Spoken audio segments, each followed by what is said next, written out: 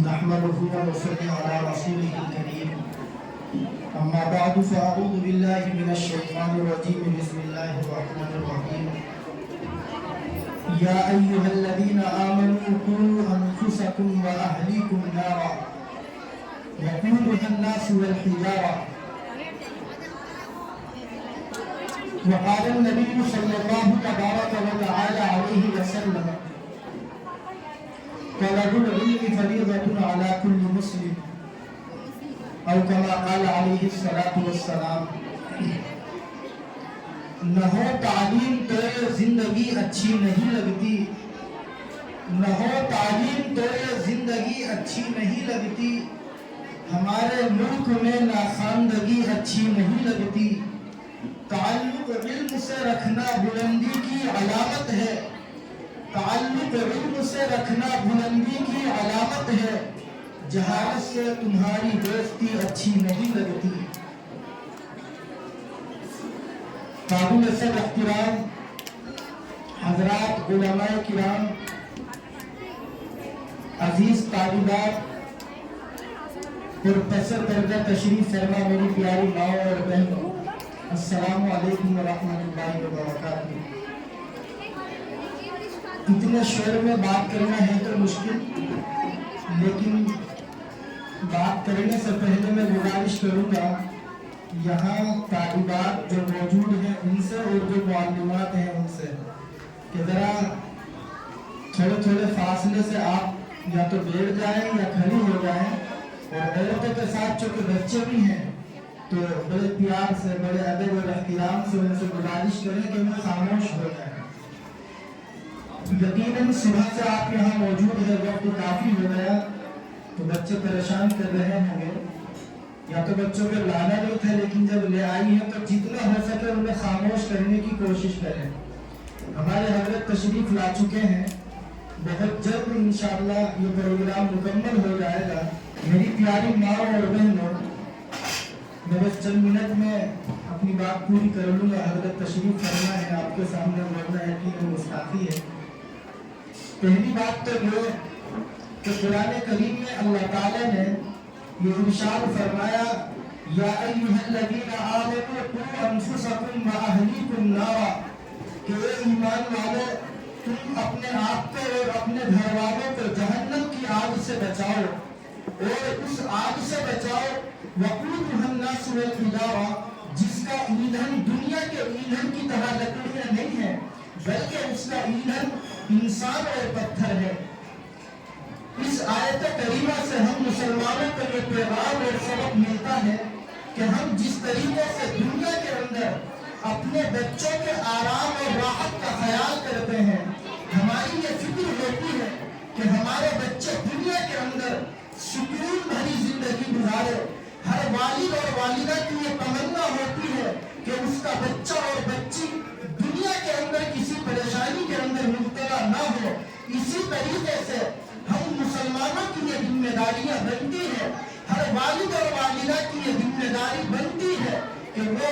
اپنے بچے اور اپنی بچی کو دینی تعلیم ضرور دلائے تاکہ یہ بچے دین کے مطابق، شریعت کے مطابق زندگی گزارے اور آخرت کے اندر جہنم کی آگ سے بچنے کا سامان دنیا میں تیار کر سکے۔ اللہ تعالیٰ اس آیت مبارکہ کے اندر یہی پیغام دینا چاہتے ہیں، اور اس کے علاوہ دوسرا پہلو وہ ہے جو قرآن کریم میں سورہ احزاب کی آیت نمبر 67 اور 68 میں اللہ نے بیان فرمایا، یعنی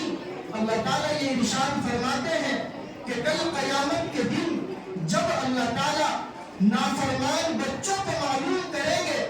اور ان بچوں سے، نافرمان مسلمانوں سے یہ معلوم کریں گے کہ تم نے دنیا کے اندر یہ نافرمانیاں کیوں کی تھی، شریعت کی خلاف ورزی کیوں کی تھی۔ قرآن یہ اعلان کرتا ہے اِنَّا أَطَعْنَا سَادَتَنَا وَكُبَرَاءَنَا فَأَضَلُّونَا السَّبِيلَ، کہ یہ نافرمان بچے اللہ کے سامنے اپنی تمام غلطیوں کو اپنے ماں باپ کی طرف ڈالیں گے اور یوں کہیں گے کہ ہماری کوئی غلطی نہیں ہے، ہم نے صرف اس لیے نافرمانی کی، شریعت کے مطابق اس لیے زندگی نہیں گزاری کہ ہمارے ماں باپ نے ہمیں اس دین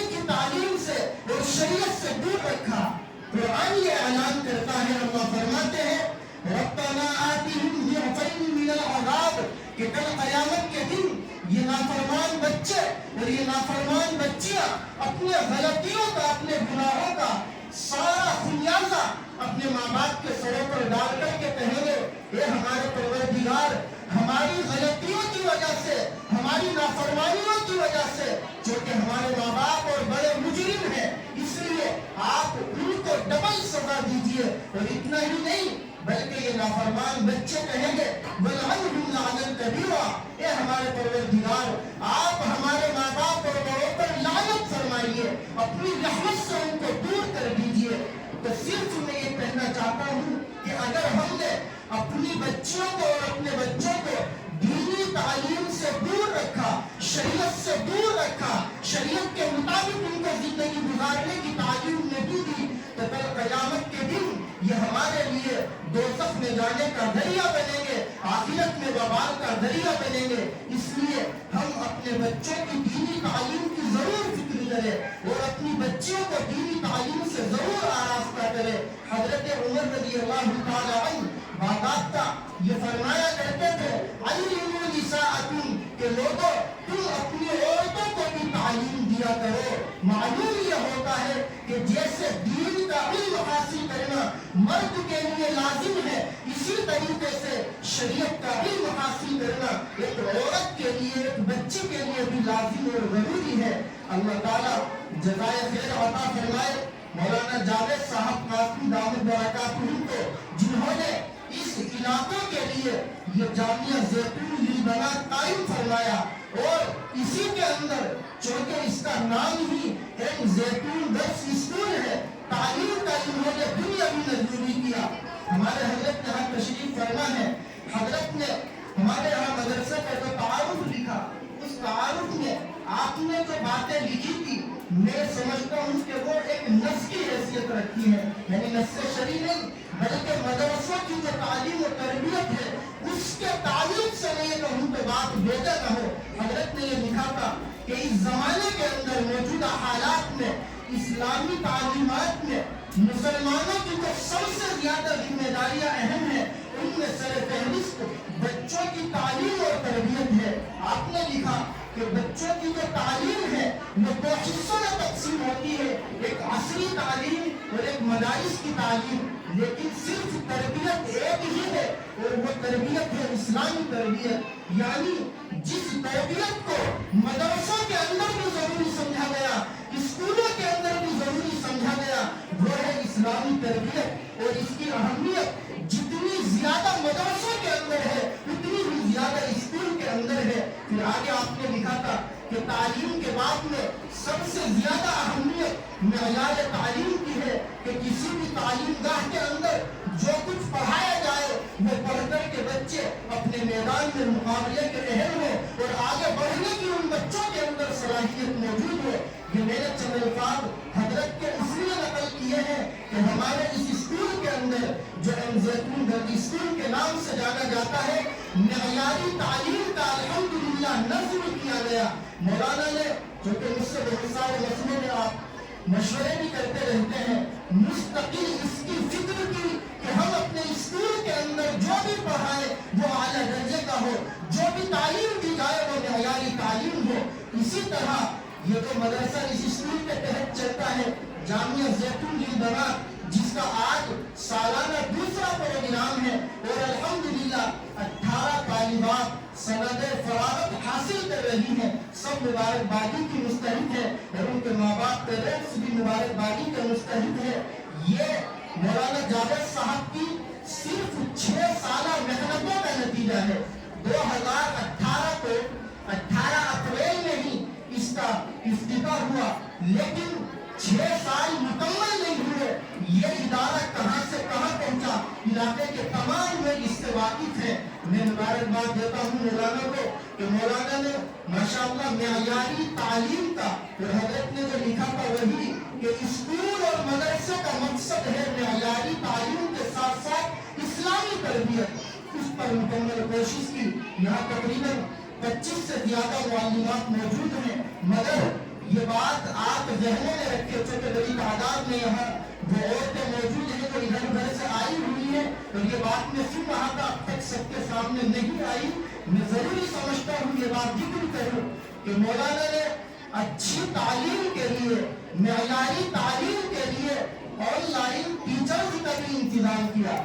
یعنی بہت ماہر علماء کو تیار کیا اور اس پر آمادہ کیا کہ آپ اپنا تھوڑا سا وقت فارغ کریں اور ہماری معلومات کو بھی ٹریننگ دے تاکہ وہ اچھی تعلیم بچوں کو دے سکے، اور اس کا بھی انتظام کیا کہ وہ اپنا تھوڑا سا وقت فارغ کر کے ایک سبجیکٹ پڑھا دے۔ چنانچہ ایک ماہر معلم فن نحو پڑھاتے ہیں، ایک ماہر معلم عربی پڑھاتے ہیں، جس کی وجہ سے الحمدللہ یہاں کا تعلیمی نظام بڑا مضبوط ہے۔ میں پھر مبارکبادی دیتا ہوں، اللہ تعالیٰ اس کو قبول فرمائے اور مولانا کی ہمت اور حوصلے کو اللہ تعالیٰ مزید مضبوط فرمائے۔ ہمارے حضرت یہاں تشریف فرما ہے، تعارف تو کرانے بھی نہیں دیتے حضرت، لیکن میں اتنی بات کہوں کہ 16 جنوری کو میں نے حضرت مولانا سلمان صاحب بجنوری دامت برکاتہ کو ایک صاحب نے مجھ سے کہا کہ جلسے کی تاریخ لینی ہے، میسج کیا، تو اس کے جواب میں جو حضرت نے 2 منٹ 48 سیکنڈ کا مجھے میسج کیا، اس میں مستقل یہی باتیں تھی کہ کل کہاں جانا ہے، پرسوں کہاں جانا ہے، رات میں کہاں، دن میں کہاں۔ یہ بات میں اس لیے ذکر کر رہا ہوں کہ الحمدللہ حضرت اتنی مشغولیات کے باوجود ہمارے اس مدرسے میں تشریف لائے اور آپ نے اپنی قیمتی باتیں سننے کا ہمیں موقع دیا۔ یہ آپ کا یقیناً ہم سے تعلق اور احسان کا نتیجہ ہے۔ اللہ تعالیٰ آپ کی عمر میں برکتیں پیدا فرمائے۔